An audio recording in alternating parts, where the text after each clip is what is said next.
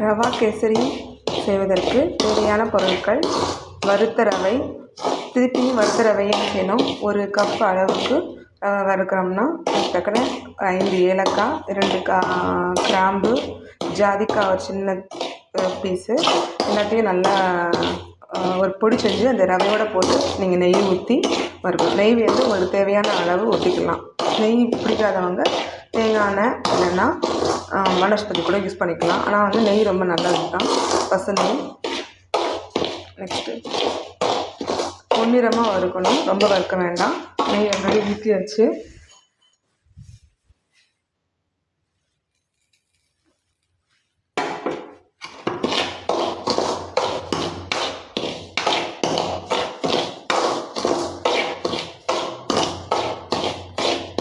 நான் ஆல்ரெடி வந்து உங்களுக்கு தண்ணி கொதிக்க வச்சுருக்கிறேன். இந்த கொதிக்கிற தண்ணியை அதில் ஊற்றிட வேண்டியதான். இப்போ வந்து அடுப்பு வந்து சிம்மில் வச்சுக்கணும். நம்ம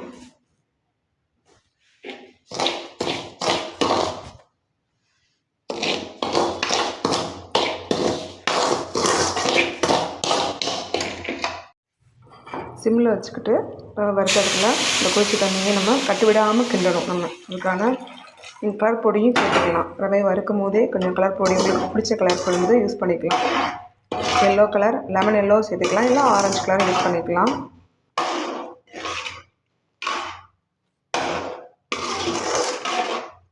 அதேமாதிரி உங்களுக்கு பைனாப்பிள் எசன்ஸ், ஆப்பிள் எசன்ஸ் எல்லாம் இதுக்கு யூஸ் பண்ணிக்கலாம். அவங்களுக்கு பிடிச்ச ஃப்ளேவரை அதில் இது கொஞ்சம் கலந்துக்கிட்டிங்கன்னா அந்த ஃப்ளேவரில் கேசரி வந்து ரொம்ப அருமையாக இருக்கும். இப்போ கொஞ்சம் வந்து அடுப்போட இதை வந்து அளவை கூட்டிக்கணும்.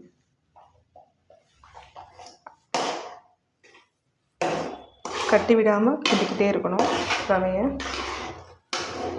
வெந்நீர் ஏற்கனவே கொதிக்க வச்சுருக்கணும், அதை ஆட் பண்ணிக்கணும் வறுத்த ரவையோட. ஜீனி இப்போ போடக்கூடாது. கொஞ்சம் நல்லா வெந்து வரும்போது அதுக்கு பிறகு ஜீனினா ஜீனி, சர்க்கரைனா சர்க்கரை போட்டுக்கலாம். நீங்கள் நல்லா வேகணும். வேகந்தனையும் நீங்கள் அடுப்பை வந்து ஹை ஃப்ளேமில் வச்சுக்கலாம். கொஞ்சம் வெந்து வரும்போது நல்லா வெந்த பிறகு கொஞ்சம் லோ ஃப்ளேமில் வச்சுட்டு உங்களுக்கு அதுக்கு பிறகு ஜீனியை போட்டு நீங்கள் தேவையான அளவு 1 கப்புக்கு 1.5 கப்பு ஜீனி போடலாம். ரொம்ப ஸ்வீட் வேணுங்கிறவங்க 2 கப்பு போடலாம்.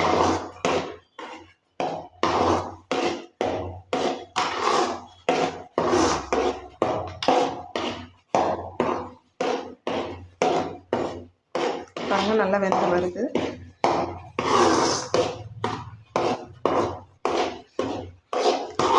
அப்படி விட்டுட்டோம்னா கட்டி பிடிச்சிடும். அதனால் கிண்டிக்கிட்டே இருக்கணும். உங்களுக்கு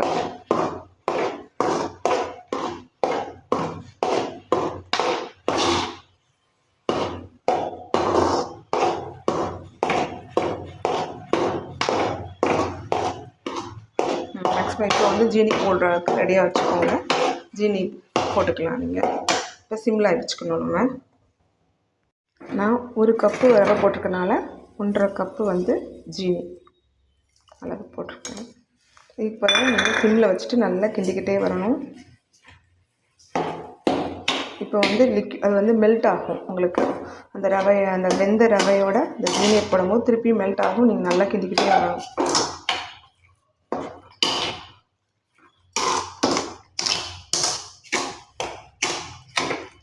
முந்திரி, பாதாம் எல்லாம் நீங்கள் வறுத்து வச்சுக்கலாம். வேணுங்கன்னா அந்த ஆப்பிள் உங்களுக்கு வேணும்னா போட்டுக்கலாம்.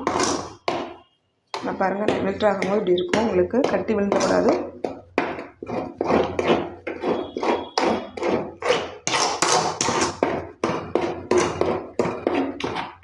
சிம்மில் வச்சாதான் உங்களுக்கு கரெக்டாக வரும், கட்டி விழாமல்.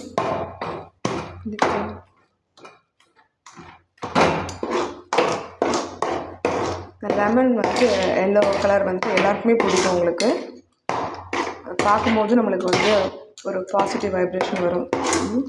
டேஸ்ட்டாகவும் இருக்கும். உங்களுக்கு சிலருக்கு ஆரஞ்சு கலர் பிடிக்கும், சிலருக்கு ரொம்ப ரெட் கலர் போடணும், ரெட் கலரும் போட்டுக்கலாம். நீங்கள்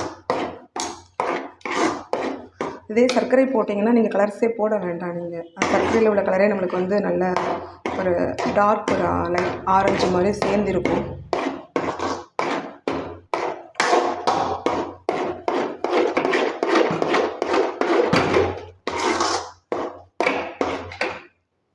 நான் நெய் ரொம்ப போடல, ஃபஸ்ட்டு வறுக்கும் போது போட்டது தான். வேணுங்கிறவங்க நெய் நிறைய சேர்த்துக்கலாம்.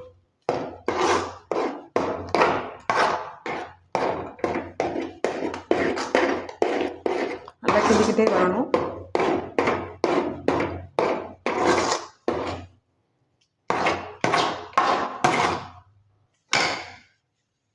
கொஞ்சம் கூட்டிக்கோங்க. ஒரு 2 நிமிஷம் கூட்டி நல்லா கிண்டிட்டு அப்புறம் சிம்மில் வச்சுக்கோங்க.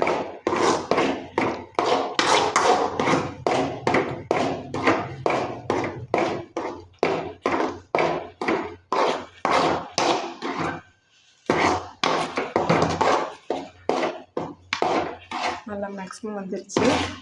தொட்டு பார்க்கும்போது நம்ம கையில் ஒட்டக்கூடாது. தண்ணியை தொட்டுட்டு நீங்கள் தொடும்போது பாருங்கள், இன்னும் கொஞ்சம் பதம் வரணும். அதனால் கொஞ்சம் கிண்டிட்டுருங்க.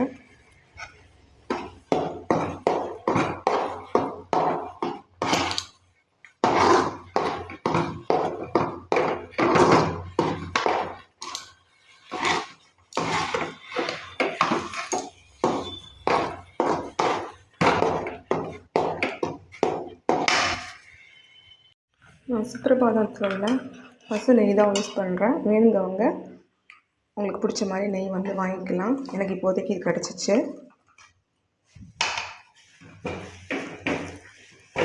இன்னும் நிறைய வகையான நெய் வந்து உங்களுக்கு ஆப்ஷன் வந்துட்டு கிடைக்கும். உங்களுக்கு அவங்கவுங்களுக்கு பிடிச்ச மாதிரி வாங்கிக்கலாம். இந்த பக்கத்தில் இந்த நெய் தான் எங்களுக்கு பசு நெய் கிடச்சிச்சு. மேக்ஸிமம் ரெடி ஆயிடுச்சு. ஒரு தட்டு எடுத்துகிட்டு தட்டில் வந்து நீங்கள் நெய்யை வந்து அப்ளை பண்ணிவிட்டு இதில் ஊற்றி வச்சிட்டிங்கன்னா ஆற வச்ச பிறகு சாப்பிட்லாம். மிக கல்யாண கேசரியும் ரெடி ஆயிடுச்சு. எல்லா ஒரு ஃபங்க்ஷனுக்கும் ஸ்வீட் வந்து இந்த கேசரி வந்து ஈஸியாக பண்ணிடலாம். குழந்தைங்களுக்கு ரொம்ப பிடிக்கும். இப்போ வந்து கேசரி வந்து ரெடி ஆயிடுச்சு. பிளேட்டில் வந்து நான் நெய் ஊற்றிட்டு அப்ளை பண்ணி வச்சுருக்கேன். இதில் வந்து நீங்கள் கேசரியை யூஸ் பண்ணிக்கலாம். கேசரியை தட்டில் வச்சுட்டு ஆற வச்சுக்கலாம்.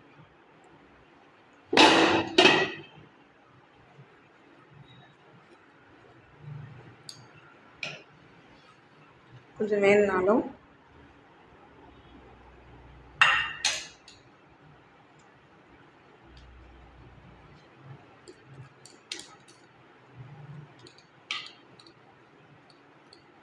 அழகாக சேவ் பண்ணிவிட்டு நீங்கள் வாங்கும்போது யூஸ் பண்ணிக்கலாம். இப்போ அது இனிப்பான கேசரி ரெடி ஆயிடுச்சு. நம்ம சாப்பிட்றதுக்கு ரெடியாக இருக்கலாம். வேங்கும்போது உங்களுக்கு அண்டிப்பருப்பு, முந்திரி, ஏலக்காய் எல்லாம் மேலே தூவி விட்டுக்கலாம்.